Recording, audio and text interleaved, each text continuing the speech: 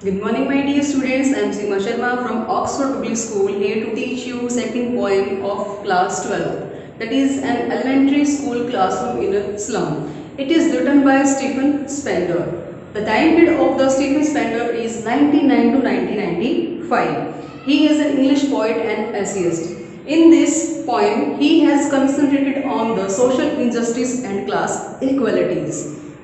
So, before going to start its explanation, I just want to tell you a brief summary of this poem.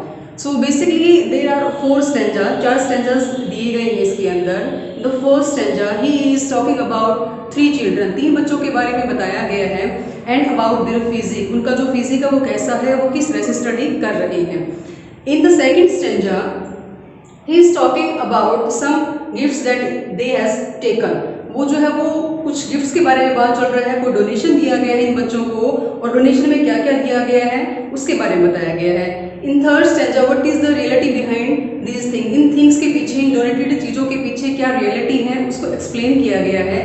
और जो last stanza given है जिसके अंदर conclusion दिया गया है वो अपील कर रहा है पब्लिक से, जो हमारी हायर अथॉरिटी है, जो हमारे पावरफुल पर्सनस हैं, उनके साथ जो अपील कर रहा है कि इस सोशल इनजस्टिस को और क्लास इनइक्वालिटीज को जो है वो रिमूव कर दिया जाए, because these children are the part of our society and we have to give all the rights to these children's.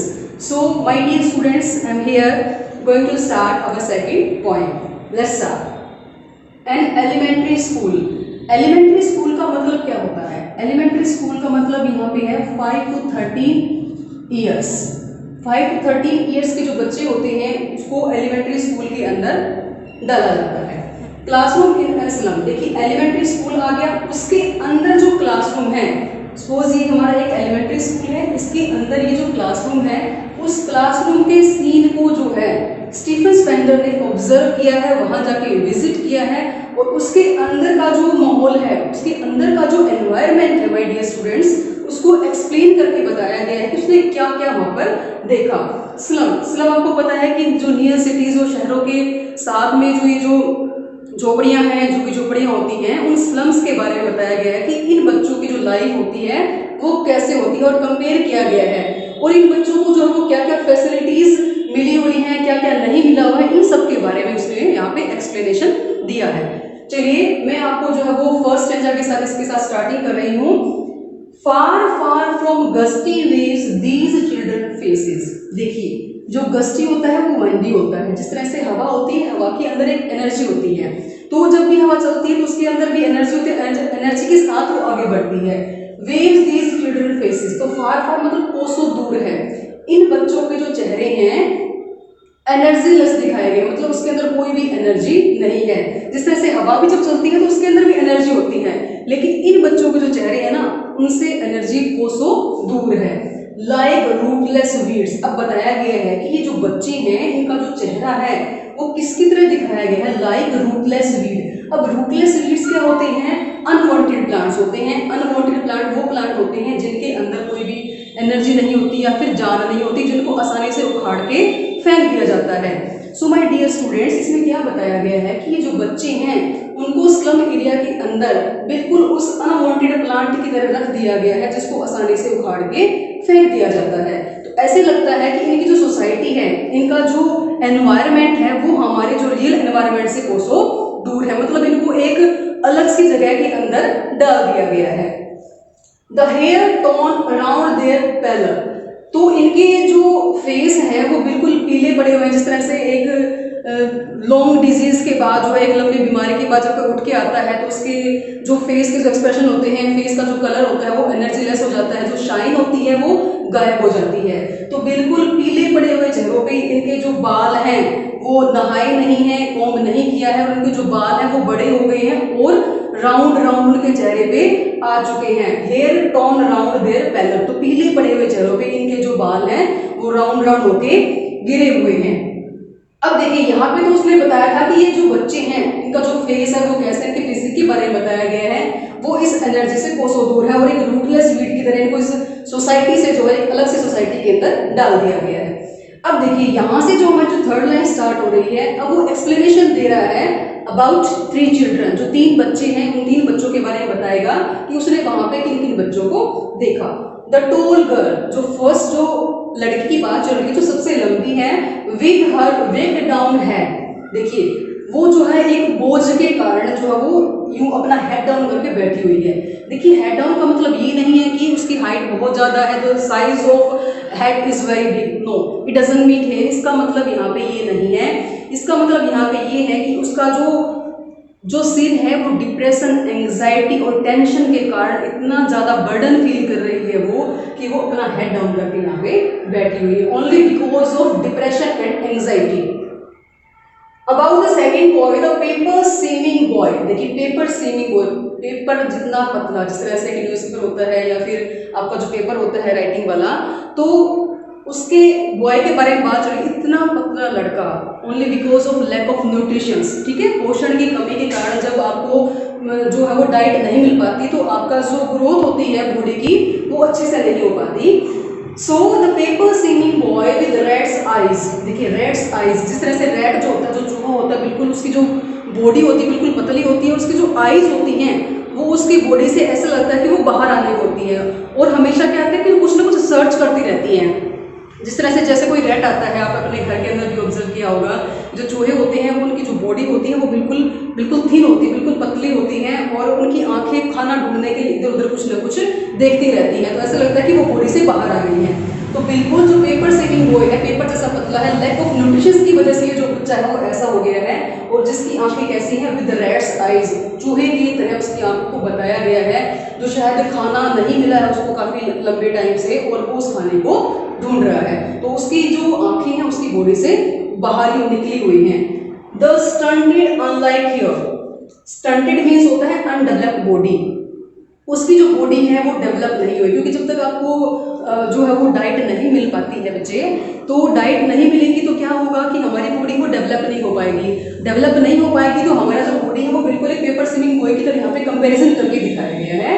तो स्टंटेड क्या मतलब है कि अनडेवलप्ड बॉडी दिखाई गई उस बच्चे की, अनलाइक हियर मतलब अनफॉर्चुनेटली, मतलब उसको दुर्भाग्यवश क्या मिला है, अनलाइक का मतलब होता है अनफॉर्चुनेट, हियर का मतलब होता है जो सक्सेसर, मतलब उसको उत्तराधिकारी के रूप में मिला है, तो क्या मिला है, मतलब फादर की जो प्रॉपर्टी होती है उस बच्चे को क्या मिला है, यहाँ पे उस बच्चे को क्या मिला है, ऑफ ट्विस्टेड बोन्स, ट्विस्टेड का मतलब होता है जो बेंड हो गई है, मतलब जो मुड़ गई है, जो हड्डियां हैं, एक जैसे आपने सुना होगा विटामिन डी की कमी से जो है रिकेटस की एक प्रॉब्लम हो जाती है, बोन्स की जो बीमारी हो जाती है, डिजीज हो जाती है, तो उसको जो है अपने एंसेस्टर से, अपने पूर्वजों से क्या मिला है, गिफ्ट में मिला है उसको ट्विस्टेड बोन, टूटी फूटी हुई हड्डियां, जिस तरह से आपके जो हैंड्स होते हैं वो इस तरह से घूम जाते हैं, जो हड्डियां होती हैं वो निकल जाती हैं, तो उसको मिला है ट्विस्टेड बोन्स।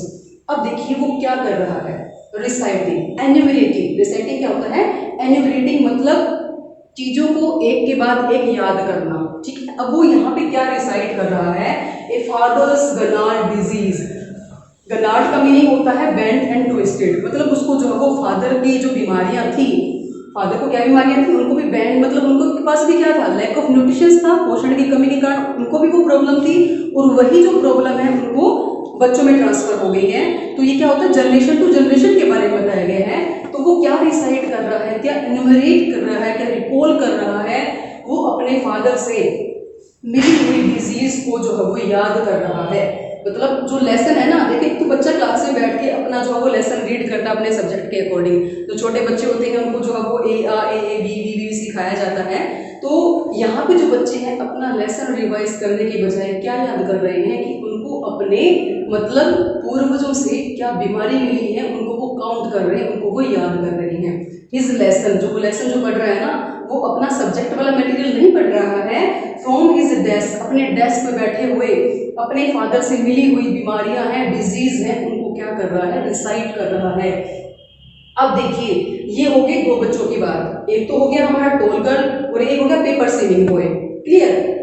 अब देखिए जो थर्ड बच्चा है, यहाँ पे जो थर्ड बच्चा है उसके बारे में क्या बताया गया है पोएट ने, at back of the deep class. अब देखिए बैक जो मतलब पीछे है, डीप क्लास का मतलब ये नहीं कि वहां पे जो है वो लाइटिंग नहीं है, ये मतलब क्या है कि एक सैडनेस वाला मोमेंट दिखाया गया है, मतलब उनका जो एनवायरनमेंट है क्लास का वो दुख से भरा हुआ है, उदासी से भरा हुआ है, तो डीप क्लास के बारे में बताया गया है। Deep class one unnoted, unnoted का मतलब होता है note in notice, note in notice, unnoted sweet and young, अब जो छोटा सा बच्चा बैठा हुआ है पीछे क्लास के अंदर, तो उसके जो क्लास का जो एनवायरनमेंट है वो बिल्कुल सैडनेस से भरा हुआ है, जिसके अंदर कोई भी एनर्जी नहीं है। स्वीट एंड एक छोटा सा बच्चा बैठा है, his eyes live in a dream, उसकी आंखों में क्या है, ड्रीम है, एक सपना है। Of squares game, square game जो गिलहरियों का जो गेम होता है, जो अपने ट्रीज पे देखा भी होगा, पीपल के पेड़ पे या फिर अदर्स जो ट्रीज होते हैं वहां पे जो वो गिलहरियां जो वो ऊपर नीचे चढ़ती रहती हैं। In the tree room, room in a tree, tree room के अंदर जो है वो एक होल बना के जो है वो स्क्वायर जो ऊपर नीचे आती जाती रहती हैं। अदर देन दिस, तो यहाँ पे जो छोटा बच्चा है, जो थर्ड बॉय के बारे में बात चल रही है, उसके बारे में बताया गया है कि he is not interested in study. ठीक है, वो स्टडी के अंदर बिल्कुल भी इंटरेस्टेड नहीं है, वो एक सपनों की दुनिया में खोया हुआ है। वो सोच रहा है एक पेड़ है, उसके अंदर जो स्क्वायर्स हैं, जो गिलहरियां हैं, वो गेम खेल रही है, तो वो अपनी ही दुनिया के अंदर बिजी है। तो यहाँ पे जो है वो तीन जो है पर्टिकुलर तीन बच्चों के बारे में बात की है फर्स्ट स्टेंजा के अंदर। मैं आपको थोड़ा सा रिवाइज करवा देती हूँ। First is a tall girl, जो डिप्रेशन के कारण, एंग्जाइटी के कारण जो है वो अपना हेड डाउन करके बैठी हुई है। और जो सेकंड बॉय है, न्यूट्रिशन की कमी के कारण जो है वो क्या है, पेपर सीलिंग बॉय, इसको जो है कंपेयर करके बताया गया है कि पेपर जैसा जो पतला पापड़ जैसा बच्चा बैठा हुआ है, उसको जो है अपने पूर्वजों से, अपने जो फोर फादर से जो क्या मिला है गिफ्ट के अंदर, ट्विस्टेड बोन्स, टूटी फूटी जो हड्डियां होती हैं, टेढ़ी मेढ़ी जो हड्डियां होती हैं, उसकी एक बीमारी है, उसको मिली है। वो लेसन रिवाइज करने के बजाय क्या कर रहा है, वो कर रहा है बीमारियों को याद जो उसको अपने पूर्वजों से मिली है। और जो थर्ड जो बच्चा बैठा हुआ उस दिन क्लास के अंदर, वो अपनी अलग ही दुनिया में खोया हुआ है, उसको स्टडी से कोई मतलब नहीं है। सो वो वहाँ पे जो एक स्क्वायर जो गेम होता है उसके अंदर बिजी है। So this was our first stanza, my dear students. Let's talk about the figure of speech used in the first stanza. So in the first stanza you can easily check the line second, that is like rootless weed. The word like और as जहां भी आपको दिखाई देता है, so we called it simile figure of speech. Simile figure of speech used here. Again paper seeming boy, देखो paper seeming boy उसको बना दिया गया है, तो ये यहाँ पे हम कहेंगे मेटाफर। और रेड्स आइज, उसकी आंखें हैं बिल्कुल किसके जैसी, चूहे के जैसी। देखो एक ह्यूमन बीइंग की आंखों को जो है एक एनिमल की आंख के साथ जो क्या करके दिया गया है, उसको बना दिया गया है। तो जो चीज हम जो वो क्या कर देते हैं, एन इम्प्लाइड सिमिली, जब इम्प्लाइड सिमिली हो जाता है तो वो क्या कहलाता है, वो मेटाफर कहलाता है। क्या कहलाता है, मेटाफर।